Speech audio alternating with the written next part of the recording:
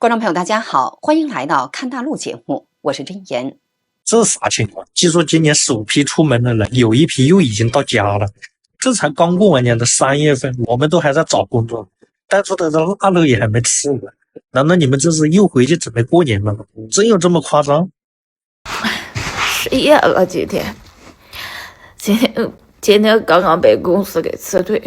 我之前这个手机是苹果13，我已经用了好多年了，我一直都没舍得换，就是为了想提高一下工作效率，我昨天终于舍得换了一部新手机。今天今天就被裁了。今年中国的经济比往年更差，新年假期刚过，东南沿海城市又掀起了返乡潮。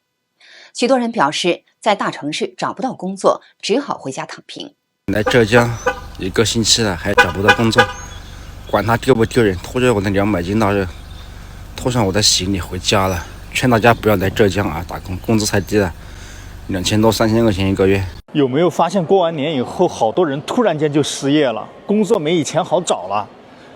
我现在差不多每天都要接到好几个以前的员工给我打电话问高总你现在在哪里做事。最主要的是有一个大佬，身家最起码过亿的人，他也在问我，海涛你现在在哪里干什么事情，有没有机会合作一下？我突然间发现很多人好像现在没事情干了，是不是这样的？你们觉得呢？然后我所有的员工们，实际上我也没办法，我现在也处于半躺平的状态了。失业了，现在刚刚被公司给辞退了，这会刚从公司出来，36岁的年纪，我感觉自己好失败，上有老下有小，不知道今后的路应该怎么走。今天拍条视频记录一下自己吧，希望再过一段时间以后，自己能够振作起来。有没有和我一样年纪的兄弟，在这个年龄段失业？大家都是怎么熬过来的？该用怎么样的语言来形容我的35岁呢？我91年未婚单身，没车没房没存款也没对象，在北京租着一个40多平的小房间。我来自东北的一个小城市，家里条件一般，家中呢也帮衬不了我什么。如今父母也嫌弃我无能，跟我彻底断了联系。如今失业1年半了，至今都找不到合适的工作。距离北京房租到期也就剩下不到180天了。如果还找不到工作，可能就真的要离开了。失业找不到工作，我决定回家了。找工作四处碰壁，失业已经1个多月了，没工作，每天都很焦虑，盼望能早点找到工作。每天一睁眼就投简历约面试，然而每次都失望而归。昨晚一直失眠到深夜，突然不知道来大城市的意义是什么。每月工资除去房租、伙食费、日常支出，算下来几乎所剩无几。1年到头，辛辛苦苦工作，却存不下多少钱。博主说，他感觉生活像陷入了一个死循环，看不到尽头，也找不到出路，对什么都提不起精神，整个人像被抽空了一样。于是他决定先回家。另外，在继续节目之前，我们首先要向以下几位网友表达感谢。感谢你们对我们频道的支持：江胜言、陈东明、查尔斯汀、Ruhi、威廉姆里。我是真的没招了，去年出门没赚到钱，回家了也没敢出门，天天待在家里。今年真准备出去了，反超大军陆陆续续又回来了，这样下去怎么办呢？我都懵了，是按兵不动呢，还是勇往直前？我已经找了1年多的工作，可是没有一个企业要我这个35岁的中年人。这是我第一次如此清晰地意识到中年2个字背后是多么的无奈和心酸。现在打开招聘软件，外卖、快递、销售、保安、滴滴一直在给我推这些工作。也许35岁这个年纪已经被贴上了标签，我们只能胜任这些工作。如果35岁的我们真的一直不被职场接纳，那我们应该去做什么呢？211毕业，工作5年，年底被裁，今年意外收到了公司的年终奖。我是25年12月中被裁，1月收到了公司 N+1赔偿金，以为就此两清，没想到今天收到了前司发来的年终奖。虽然数额不多，我在职期间也完成了当年的绩效，但这笔钱还是挺意外的。年前从杭州回江西农村，最担心的就是自己失业被裁，被爷爷奶奶知道。我是家里的第一个大学生，211毕业，家里还有一个大学生在读和一个高2考生。博主说，她和老公是在2025年8月结婚的，两人都是江西人，一直在杭州打拼。身边不少人劝他们，不如回南昌定居，这样买车买房的压力会小很多。不过她老公是互联网的程序员，而南昌相关的工作机会相对较少，薪资也要大打折扣。虽然南昌离家更近，但他们还想趁着年轻，在杭州多赚点钱。等过几年如果有了孩子，也可以把公婆接到杭州一起住。现在虽然暂时失业，但这点挫折不会把他打倒。当失业快1个月，选择回家啃老是一种什么体验？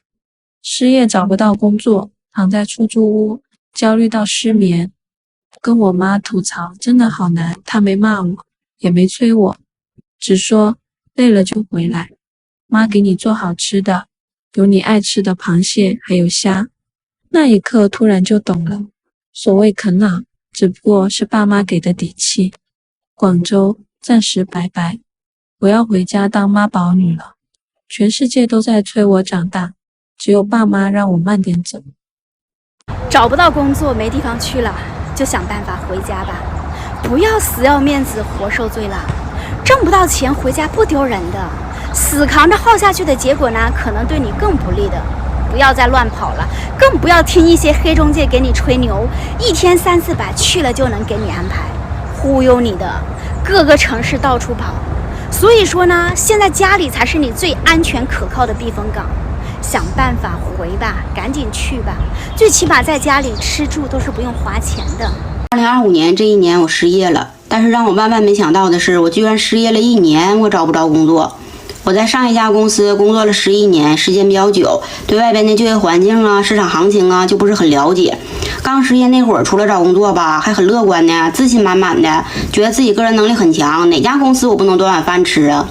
但是这1年下来啊，我从自信满满到备受打击，到自我怀疑，到开始找不着工作焦虑，到放下身段，只要有一份工作他用我，哎，我也能干，工资啥的就大差不差的都行，我就干着了。即使是这样，这1年我也没上过一个正经八经的工作。我以为失业后的生活会是到处旅游、喝酒、唱歌，但实际上我只是每天睡到中午，醒了就躺着玩手机，累了就换个地方继续躺，不聊天，不看剧，不打游戏，就是来回耍手机。其实手机很不好玩，但就是不知道该干什么。我看上去不仅没有不上班的那种松弛感，反而两眼无神，又向往着上班。这种不上班的状态就像在戒烟一样，门都不用出，随便玩手机，没计划，不知道该干什么。我好像已经没有喜欢的东西了。98年失业回村第1天，有多少人有回农村的想法，但又怕村里人说闲话，有什么好怕的？一没吃他的，二没穿他的，自己的家想回就回。刚从厦门回来，坐了1天1夜的大巴，早上6点就到家了。放好行李，回来看到奶奶还在睡觉，现在去叫她起床。今天外面天气很好，让她出去晒晒太阳。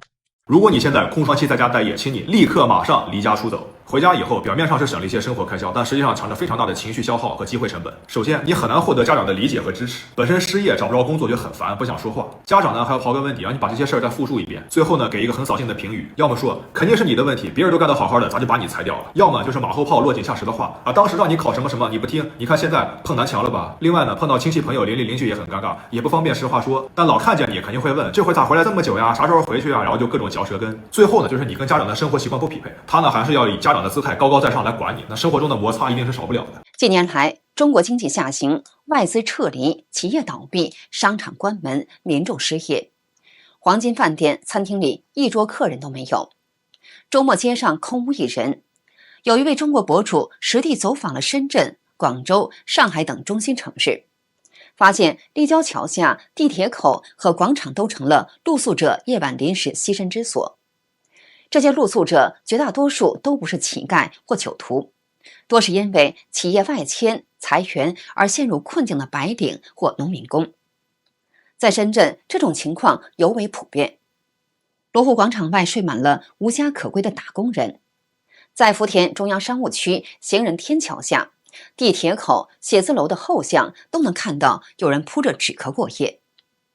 类似的情况也出现在上海，那里通宵营业的麦当劳成了无家可归者的临时庇护点。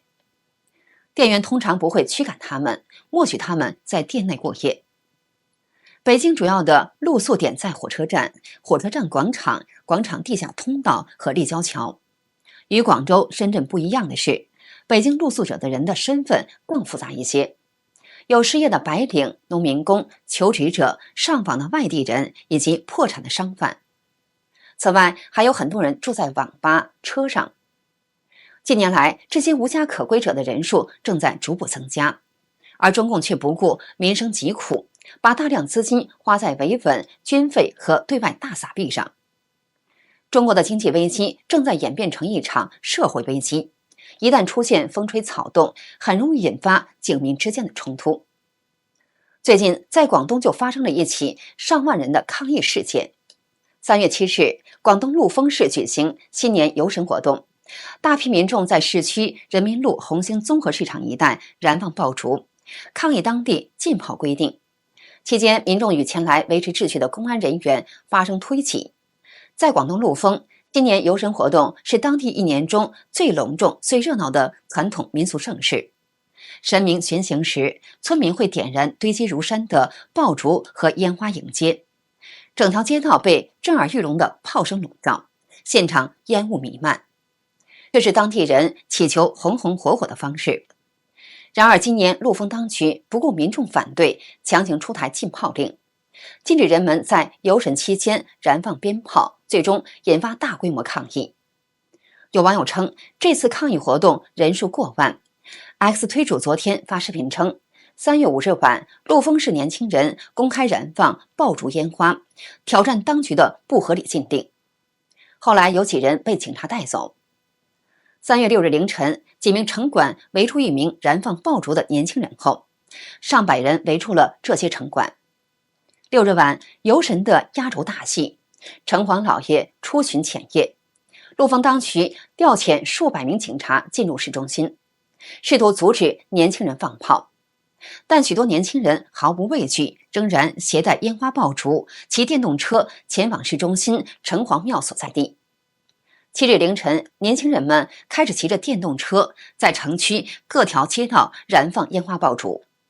后来警察开始抓捕青少年，有几人被抓走。市民们纷纷反抗，他们通过堵路、设置路障、围堵警车等方式阻止警察带走放炮的年轻人。期间，民众与警察发生冲突，烟花爆竹一直不断的燃放，直到7日早上8点。城隍老爷被请出庙宇进行全城大巡游。网友们纷纷称赞广东人还是团结呀，支持陆丰人民反抗政府的不得民心的政令。网传视频画面显示，广东陆丰市区多条街道聚集大量民众，他们高声喊叫，但无法听清具体内容。街道上布满燃放后的爆竹纸屑，空气中弥漫烟雾，警车进入现场，大量民众在围观。另一段画面则显示，多名公安人员在街边控制住一名男子，附近停着警车，路口两侧站满围观者。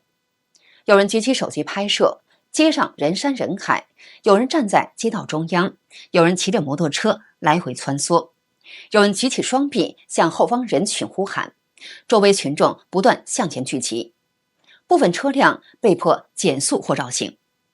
附近居民陈先生对自由亚洲电台表示，7号不少居民仍按照往年习俗准备爆竹，但遭到警察阻挠。他说，后来很多人不听警察的话，把提前买好的爆竹拿出来放，这是他们当地的风俗，神像出来以后就开始放炮。我听说警察抓了几个人，第2天放了。陈先生说，当地新年游神活动每年都会举行，燃放鞭炮是迎神仪式的重要部分。神像巡游到哪一条街，村民都会放炮迎接，这是从老一辈传下来的习俗。政府今年突然说不能放炮，很多人都觉得这不可思议。当地的一名从事个体经营的商户叶先生表示，前2天就有年轻人在放爆竹，警察看见就抓，听说差不多抓了10几个人，引起很多人不满，所以老百姓才发生大爆发。警车进来，气氛就有些紧张。叶先生说，当地政府此前已经发布通知，要求新年期间禁止燃放烟花爆竹。通知发出来以后，很多人都在讨论，有些人觉得游神不放炮就不像游神。广东民俗学者廖月明受访时表示，陆丰以及汕尾、潮汕一带长期保留游神传统，这类活动往往由村社或宗族组织，居民参与度很高，不知当局为何禁止。他说，对当地社区来说，游神不像是一种民间信仰仪式，也是一种社区活动，很多人把它看作一年中最重要的节日。如果行政命令直接限制关键仪式，容易引发居民的不满。好的，今天就跟大家聊到这里，请记得点赞、订阅、留言，并分享给您的朋友。感谢您的支持，我们下期节目再见。